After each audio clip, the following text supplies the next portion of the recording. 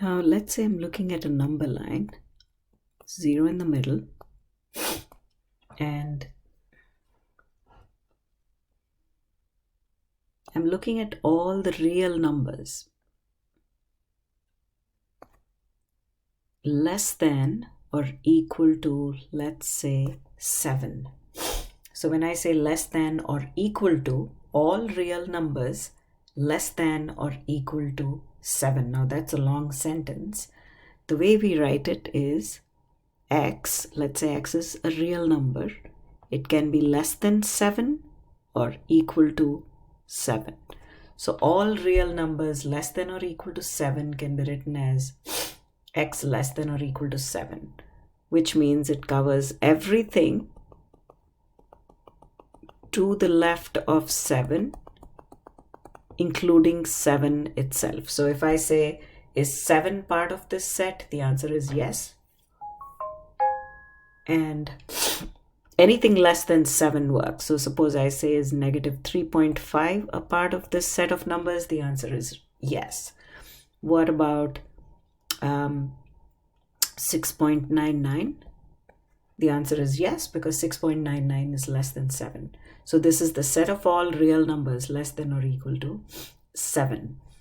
Now, another way of writing this would be everything to the left of 7, including 7, would be negative infinity, which means everything, this is an arrow, it goes on and on forever to the left, which means negative infinity, comma, so there's no bound on the left, there's no limit on the left, it goes off to negative infinity, but there is a limit on the right end, which is 7. 7 is the maximum. So this is called an interval. Now, this is an example of an inequality. Now suppose I have x plus 8 is greater than negative 4. What does that really mean? So we need to solve this inequality. What is x? Like, what are the limits? What are the values of x? It's not clear until we solve the inequality. So you remember solving equations like x plus 8 equals negative 4. So it's very similar, except for a few things, and we'll get into that. Now, if you want to get x by itself on the left, you need to get rid of the 8. If x minus 8 is greater than negative 4, then if I subtract 8 on both sides, the inequality doesn't change. It still remains as a greater than, because we are subtracting the exact same number on both sides. So if a is less than b, then a minus k is less than b minus k. I can subtract the exact same number on both the sides and the inequality remains unchanged. So if 5 is less than 12, then 5 minus 3 has to be less than 12 minus 3. That's what it means. Subtracting the same number on both sides does not change the inequality. The left side will still be less than the right side. Same thing with the greater than. So subtracting or adding the same number on both sides does not change the direction of the inequality. It still remains greater than. So x, remember that plus 8 and minus 8 get cancelled. X is greater than, we're adding these two numbers, negative 12. So this is the inequality after it's solved. Now, suppose you have x minus 5 is less than negative 7. Remember, the inequality is in this direction, which means it's less than. The left side is less than the right side. But if I add 5 on both sides, and the reason why I'm adding 5 is to solve for x. If I add 5 on both sides, the inequality still remains as a less than, which means the direction of the inequality does not change. So plus 5 minus 5 is 0, x plus 0 is x, negative 7 plus 5 is negative 2, x is less than negative 2. Now suppose I have 2x plus 1 is less than 8. It's an inequality, but it's not clear exactly what's included in this set of numbers. So what do? We solve the inequality, solve for x. So remember, the direction of the inequality is in this, it's in this direction, left side less than the right side. So first, let me get rid of the 1, just like solving a regular equation. 2x is less than 8 minus 1, which is 7. Now I need to get rid of the 2. Remember, the rule that we used here is adding or subtracting the exact same number on both sides does not change the direction of the inequality, and that's why it's still less than. Dividing or multiplying by the exact same number does not change the direction of the inequality, so we have x less than 7/2. So far, you've probably noticed that there is no difference between solving an equation and solving an inequality, as long as we are adding the exact same numbers on both sides, subtracting the exact same numbers on both sides, multiplying or dividing by the exact same positive number on both sides. The difference comes when we are multiplying both sides by a negative number.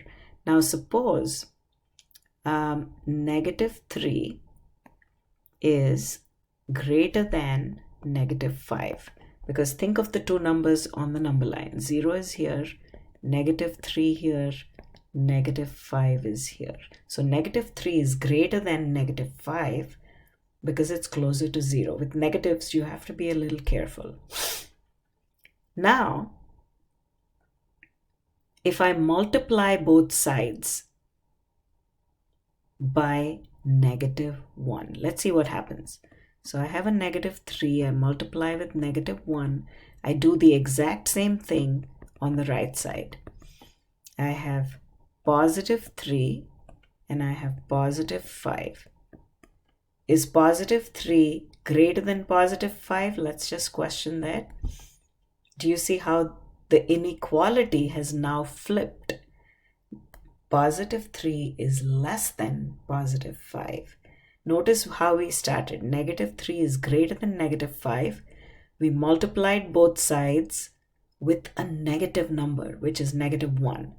And what happened was that the direction of the inequality flipped.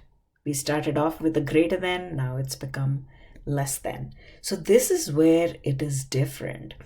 Now, if I had multiplied, let's say negative 3 is greater than negative 5, and if I had multiplied with a positive number on both sides,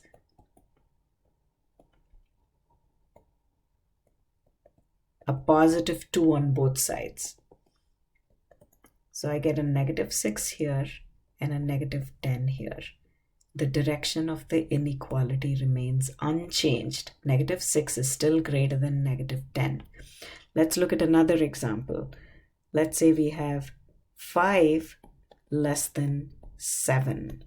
If I multiply both sides by a positive number, let's say a 2, then 2 times 5 is 10, 7 times 2 is 14. 10 is still less than 7. The direction of the inequality did not change. However, let's start with 5 less than 7. What if I multiply with a negative 2? Negative 2 times 5 is, we'll figure out what it is. Let me not make that right now. Negative 2 times 7. So this is negative 10 and this is negative 14. See that negative 10 is closer to 0, so it's greater than negative 14. What happened to the sign? It got flipped. When does it get flipped? When there is a negative involved. When you multiply or divide with a negative number, that's when the signs get switched. The direction of the inequality gets switched or flipped from left to right. So let's quickly solve an inequality. Let's say we have 3x plus 2 is less than 8. Solve it just like an equation. The only time you have to be careful with the inequality is when you multiply with a negative number or divide with a negative number. Let's see. Let's get rid of the 2 on both sides, on the left side, which means we subtract 2 from both sides.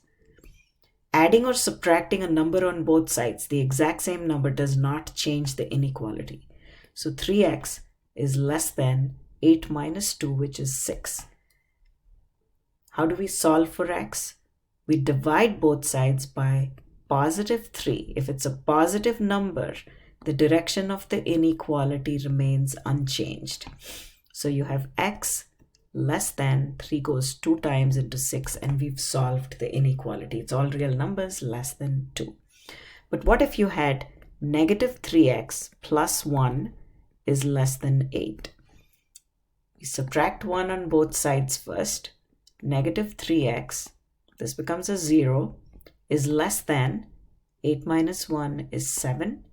But now we have to be careful. We're going to divide by, let's do this in the next step, negative 3.